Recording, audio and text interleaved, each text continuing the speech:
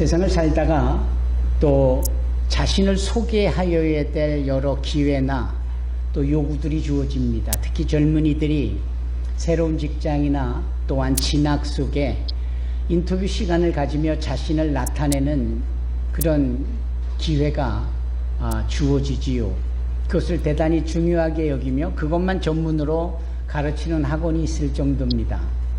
그리고 자기소개에는 육하원칙도 필요할 뿐더러 자신이 가지고 있는 강력한 이 비전에 대하여서 분명한 의지를 나타낼 수 있어야 한다라는 식으로 우리는 다 이해하고 있습니다.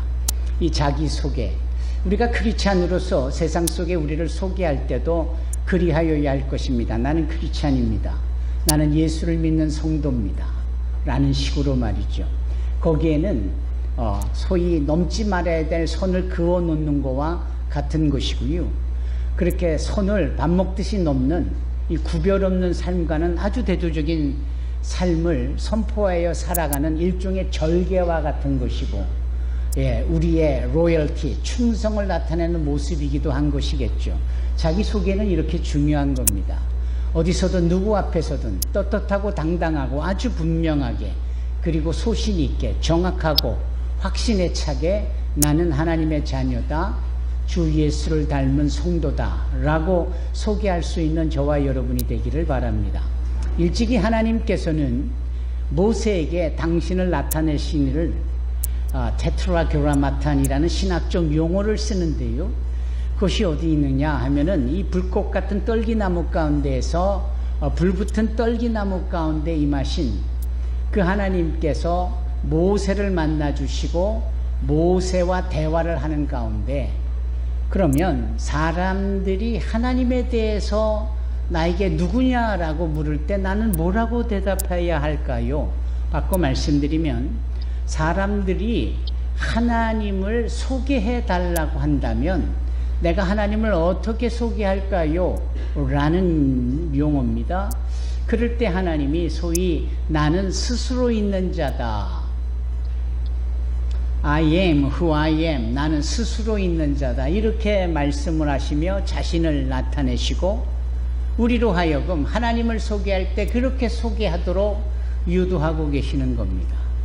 딱히 우리의 제한과 또 한계가 있는, 그리고 지식의 알량한 지식으로는 하나님을 제대로 설명할 수 없는데, 가장 효과적이고 분명한 것이 사람에 의하여서 기대가 되어지는 어떤 절대자의 모습, 언제부터 언제까지 이런 차원이 아니고, 하나님은 스스로 당신을 그렇게 소개하신 겁니다. 나는 스스로 있는 자니라.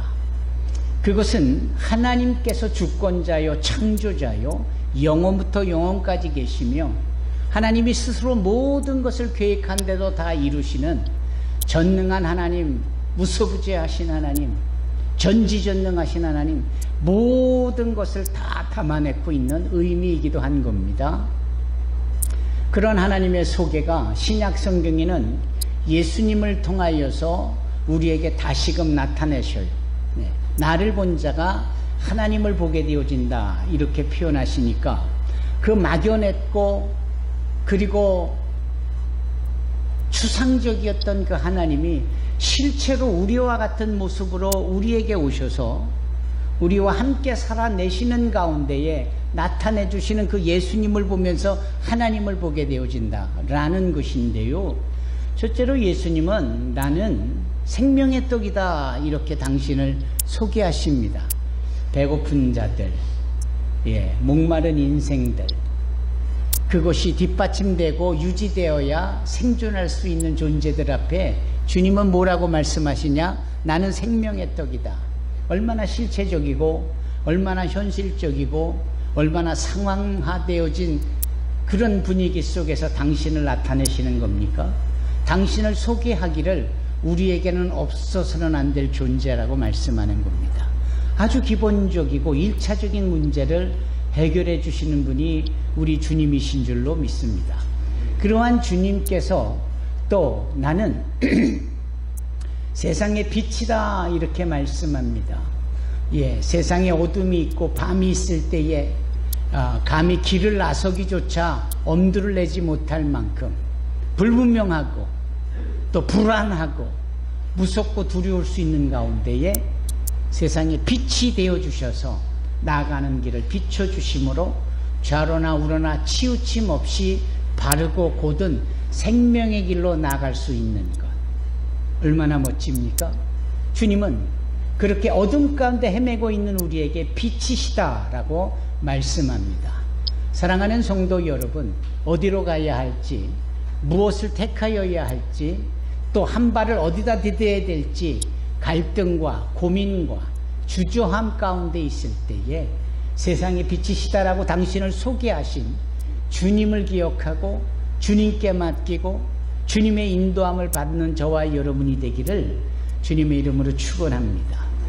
주님께서 말씀하시기를 나는 양의 문이다 이렇게 말씀도 하세요. 양의 문이다. 양의 문, 그것은 우리에게는 생소할 수 있는 용어일지 몰라도 그 당시 팔레스타인 그 유대 땅에 존재하는 수많은 사람들에게 너무나도 익숙한 풍경 중에 하나, 그 건축물 중에 하나, 존재하고 있는 것 중에 하나가 바로 양의 문입니다. 양들이 들락거릴 수 있는 것, 그렇죠? 그래서 그 양 안에, 양의 문에는 양들만이 들어가는, 근데 거기에는 대단히 깊은 뜻이 담겨져 있어요. 뭐냐면은 양 한 마리씩 들어가는 그 양의 문에는 어디 다친 데는 없는지, 어디 진드기에는 물려 피를 빨리고 있는 것은 아닌지, 어디 발목이 부러져서 불편하고 상처를 입은 것은 아닌지, 그 양의 문을 통과할 때 목자는 그런 것들을 확인하게 되고 관리하게 되어지는 용도가 바로 양의 문입니다. 그리고 그 양의 문에는 결코 일이나 맹수들이 틈타 들어갈 수 없는 일종의 보호를 의미하고 있지 않습니까? 그것은 양을 치고 있는 그 시대, 그 문화, 그 지리적인 상황 속에 있는 유대인들, 이 말씀을 직접적으로 받는 자들에게는 아주 시적절한 표현이에요. 예수님이 누구신가? 양의 문이시다. 그렇다면 내 삶에 어려움이 있고 상처가 있고 문제가 있고 위기 가운데 있고 아파할 때마다 이 양의 문을 들어가고 나오면서 주님이 그것을 보시고 그것을 주님께서 확인해 주고 거기에 대안을 세워주시고 우리를 보호해 주시고 추운 겨울 우리를 따뜻하게 해주시는 그 과정으로서 주님이 우리의 삶에 개입하고 계시다라는 겁니다. 주님은 당신을 우리에게 소개할 때 양의 문이다 이렇게 말씀하죠. 더 나아가서 네 번째로 주님은 당신을 소개할 때 뭐라고 말씀하시느냐? 나는 선한 목자다 이렇게 말씀합니다. 뭐라고요? 선한 목자. 목자는 목자인데 선한 목자예요. 선한 목자의 특징은 항상 모든 관심을 양에게 쏟아부었죠. 어떻게 하면 좀 더 푸른 초장으로, 어떻게 하면 좀 더 맑고 시원한 생수가 흐르는 곳으로 이 양무리를 인도해 갈는지 항상 관심이 거기에 있는 겁니다. 지팡이와 막대기를 지닌 채 또 맹수가 혹여라도 양을 호시탐탐 노리는 가운데는 이 목자가 달려들어 맹수를 내쫓고요, 돌판 매질과 이 막대기로서 이 양들을 보호하는 겁니다. 양들이 어느 길을 잘못 들어 웅덩이나 바위 틈에 끼어 있으면 또 긴 휘어져 있는 지팡이로 그 목을 턱 걸어가지고 끌어당김으로 안전하게 위험에서 보호하고 끄집어내는 이런 일들을 하는 것. 그래서 양들의 생명을 보존하고 양들을 위해서는 기꺼이 자신의 목숨까지도 내놓을 수 있는 준비된 그런 신성의 목자, 바로 선한 목자입니다. 일찍이 다윗은 본인이 그렇게 살아왔고 그렇게 삶 속에서 하나님이 자신들을 그렇게 이끄신다는 사실을 알았기에 그가 신학자들이 말하는 압살롬으로부터 아들로부터 구테타에 대적을 받으면서 그 죽음의 사지에 몰렸을 때 시편 23편으로 노래하면서 여호와는 나의 목자시다, 내가 부족함이 없다 라고 고백했던 것처럼 주님은 바로 이런 모든 것들을 우리 그 사람들의 정서와 문화와 삶 속에 충분히 인식하고 알고 있는 그 상황 속에서 떡하니 당신을 소개하시기를 나는 선한 목자다, 이렇게 말씀합니다. 여러분, 그 선한 목자이신 주님께서 오늘을 사는 우리에게도 여전히 선한 목자가 되셔서 나의 옆에서 나를 바라보시며 나를 이끄시며 나를 보호하시며 나의 삶의 풍성함을 날마다 더해주고 계시는 줄로 믿습니다. 선한 목자이신 주님이 우리와 함께 하십니다. 그런 주님께서 다섯 번째로 당신이 당신을 우리에게 소개하기를 나를 곧 길이요 진리요 라고 말씀합니다. 아멘. 사실 우리가 어디로 가야 될지 그 길에 대한 선택, 로버트 프로스트의 그 시인이라 가지 않는 길에 대한 이야기를 우리가 어려서 학문적으로 감흥을 받으면서 읽었던 시가 기억나지요. 늘 우리나라는 존재는 어떤 길로 하야 갈까, 뭐 이런 거에 대한 고민이 있는 것이지요. 그런데 놀랍게도요, 주님은 말씀하세요. 좁은 길로 가라, 좁은 문으로 가라. 넓은 길은 쉬우나 분명 패망의 길이 될 것이고, 이 좁은 문 좁은 길로 가는 자는 어렵고 힘드나 그것이 생명의 길이 되어진다라고 말씀을 하지요.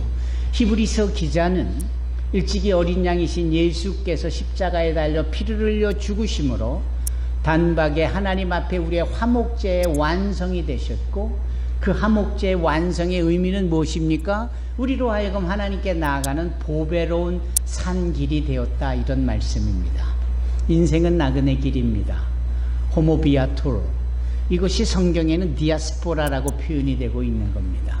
오늘 대표 기도자의 기도 내용 속에는 호모비아토르로서 인생의 길을 걸으며 한국까지 오게 되어진 이주민들을 축복하는 기도의 내용이 고스란히 담겨져 있었죠.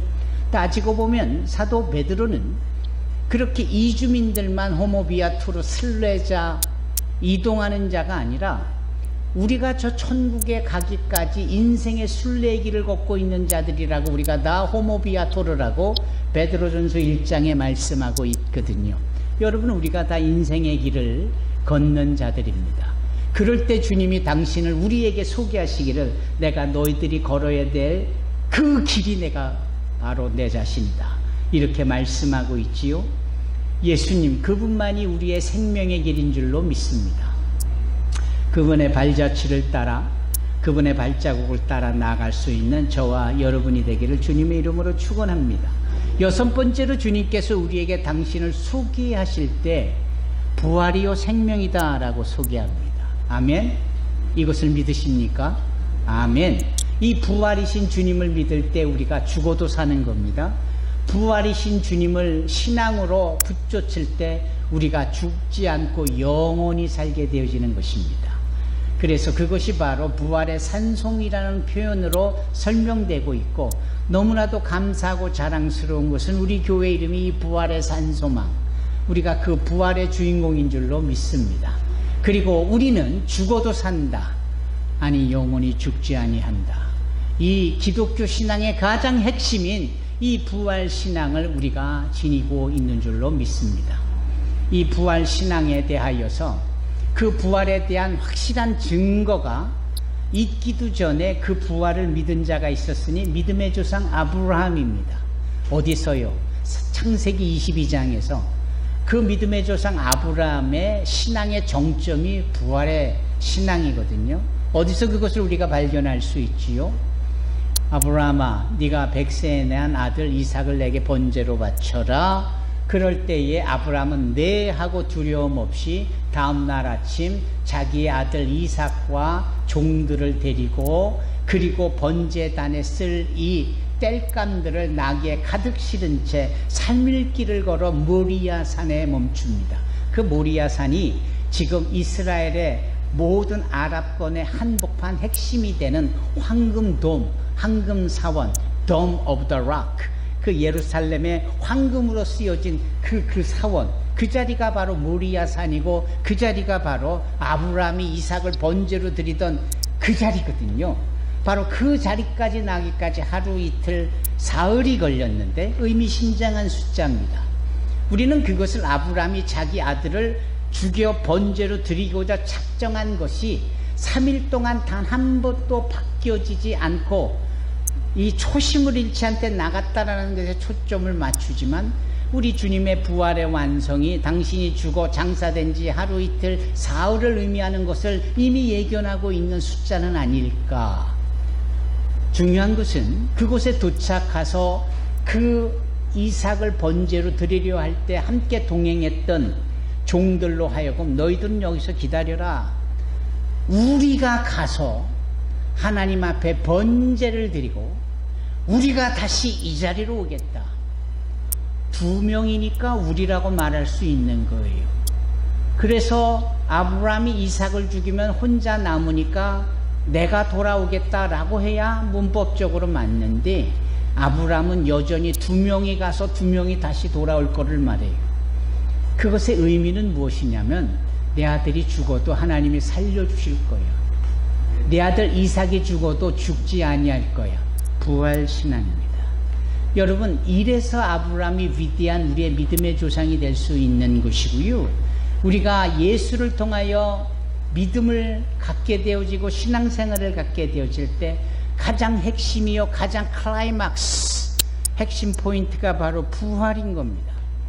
그래서 우리가 연약하고 무지하고 넘어지고 자빠지고 미끄러지고 실수하고 그리고 백슬라이더 퇴보하는 신앙에 어줍지 않은 모습이 있다 할지라도 우리의 핵심 가운데 부활, 그 믿음이 있으면 된 겁니다. 주님은 당신이 우리에게 소망할 때 내가 그 부활을 가능하게 하는 부활이요 생명이다 라고 말씀합니다. 그 요한복음 11장에 마르다 마리아에게 주님께서 말씀하신 내용이 그 부분 아닙니까? 나는 부활이요 이것을 너가 믿느냐? 예, 주는 그러하외다. 주는 그리스도시요 이 땅에 오시는 하나님의 왕이로소이다. 여러분, 이 위대한 부활의 고백이 당신을 나타내시고 소개시켜 주신 주님 앞에 우리의 신앙의 고백으로 다시 표현되어지기를 주님의 이름으로 부탁을 드립니다. 그래서 우리가 사도신경으로 신앙 고백을 드릴 때 몸이 다시 사는 것과 영원히 사는 것을 내가 믿사옵나이다. 아멘. 항상 이런 고백이 있기를 바랍니다. 그러면 지금 6가지의 주님께서 당신이 우리에게 행하신 소개에 대해서 들었는데 마지막 7번째 소개가 있는데 그게 오늘 본문입니다. 우리 서희가 읽은 본문에 나는 참 포도나무다 라고 말씀하시는 거예요. 주님이 포도나무라고 당신을 우리에게 소개하고 계시는 겁니다. 네. 여러분, 포도나무는 외진데도 잘 자라고 거친 땅에서도 비탈에서도 돌짝밭에서도 잘 자라는 게 포도나무의 특징이라고 하잖아요. 그 포도나무는 튼튼하거나 그냥 굵직한 이런 뿌리 이런 차원의 것은 아니에요.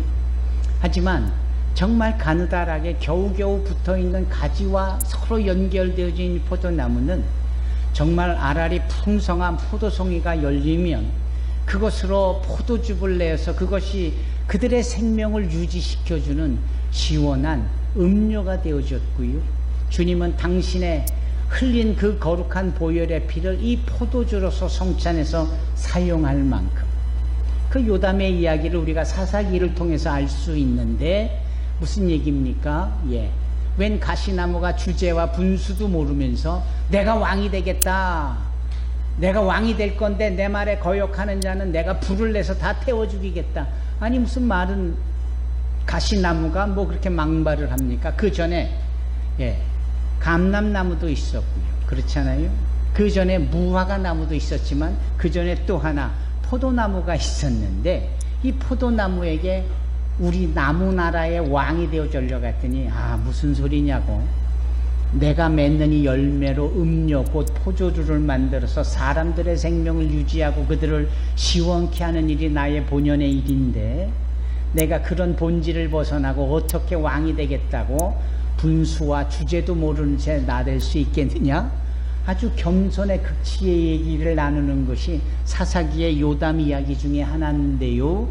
여러분, 예수님께서 당신을 소개할 때 나는 포도나무다 그렇게 말씀하세요.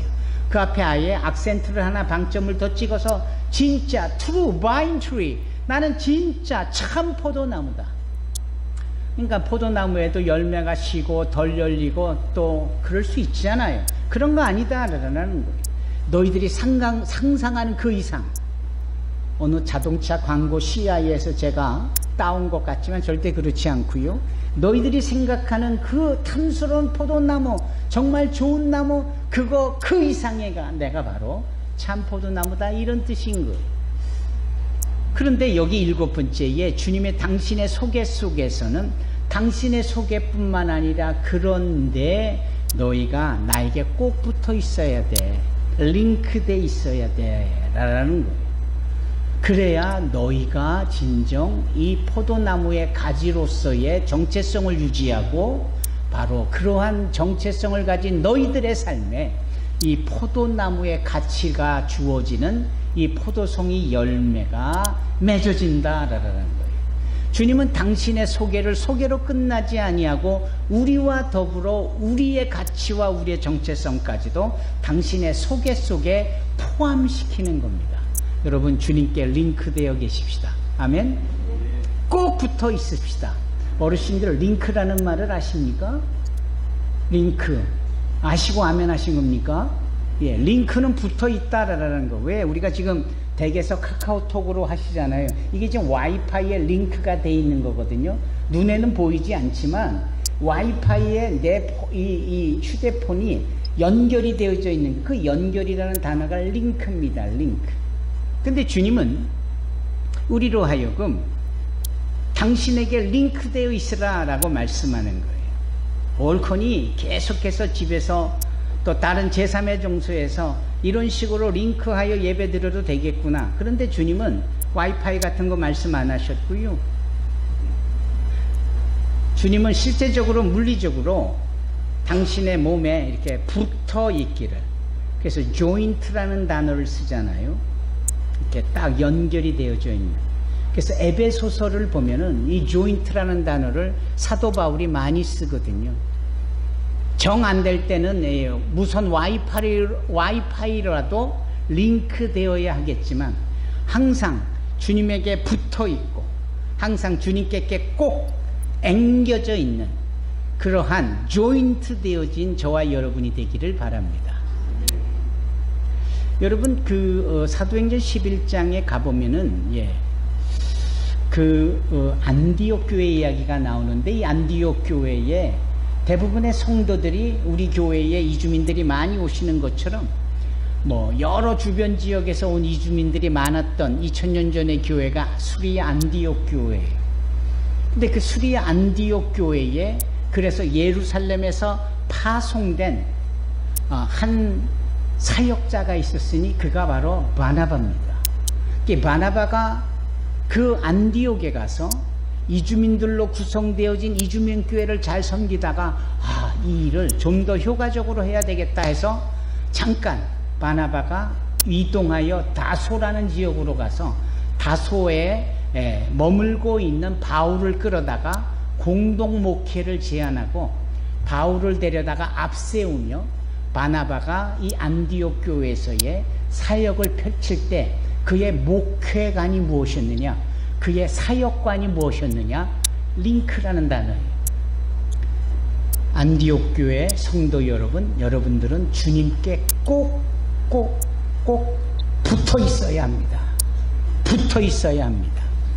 이 부분인 거예요. 주님이 너희가 가지로서 참 포도나무인 나에게 붙어 있어야 너희가 내 안에 있는 것이고 내가 너희 안에 있는 것이고, 그럴 때 너희가 무엇이든지 구하는 대로 다 얻게 되어지고 너희가 열매를 맡되 많이 맺는다. 아멘. 주님의 소개로 끝났던 것이 우리의 신앙의 내용을 요구하고 그 내용대로 우리가 순종하여 주님께 링크되어질 때 우리의 삶의 열매를 맺되 아주 많이 맺더라. 아멘. 결과가 중요한 거예요. 물론 어떤 분들은 결과 못지않게 과정이 중요하다. 동의합니다. 동의합니다. 그 과정, 그런데 이 과정은 경우에 따라 그 과정을 설명하기 위해서는 얼마든지 그런 논리가 가능할 수 있지만 결과가 지금까지의 과정이 소위 고진감래라는 단어를 보았어도 아시겠지만 결과를 통하여 행했던 과정이 얼마나 어려웠었는데 그걸 잘 극복했는지를 보여주잖아요. 결국은 뭘 보여주는 겁니까? 과정 그 자체가 보여주는 겁니까? 결과가 보여주는 거 아닙니까? 그 올림픽에서 메달을 딴 이 한 분 한 분 한 분 한 분들이 얼마나 그 동메달, 은메달, 금메달을 따기 위해서 안타깝게도 4위에 머물러서 그 동메달조차도 얻지 못하면서 통의 눈물을 흘릴 때 그 손가락에 감겨져 있는 붕대라든지 그 찢어진 발 뒤꿈치라든지 발이 부르터가지고 한눈에 봐도 고통스러울 법했던 이런 모든 상황들, 지난 4년 동안 별의별 상황 속에 그 협회의 잘못됐던 여러 환경 속에서 그 모든 것을 극복하고 이겨내면서 이제야 그 이야기를 할 수 있는 것, 결과가 주어지니까 과정을 얘기할 수 있고 사람들이 그 부분에 대해서 귀를 기울일 수 있고 참 대단하다, 훌륭하다, 위대하다 이런 평가를 내릴 수 있는 것처럼 결과가 중요한 겁니다. 성경은 우리의 신앙의 결과를 아주 중요하게 다루고 있습니다. 소위 열매라는 단어로서. 그리고 이왕 열매 맺을 거 많이 맺어야죠. 많이 맺어야죠. 오늘 8절에 그렇게 말씀하잖아요. 너희가 열매를 많이 맺어 내 제자인 것. 아멘. 여러분, 주님이 참 포도나무로 우리에게 소개할 때 우리는 주님 앞에 네 주님, 나는 주님께 링크되어 있는 주님의 포도나무의 가지입니다. 그러므로 내 삶에, 우리의 삶에 많은 열매가 맺어질 줄로 믿습니다. 맺겠습니다. 맺도록 도와주십시오. 아멘. 부디 그리 되어지길 주님의 이름으로 축원합니다. 기도하겠습니다. 사랑의 주님 감사합니다.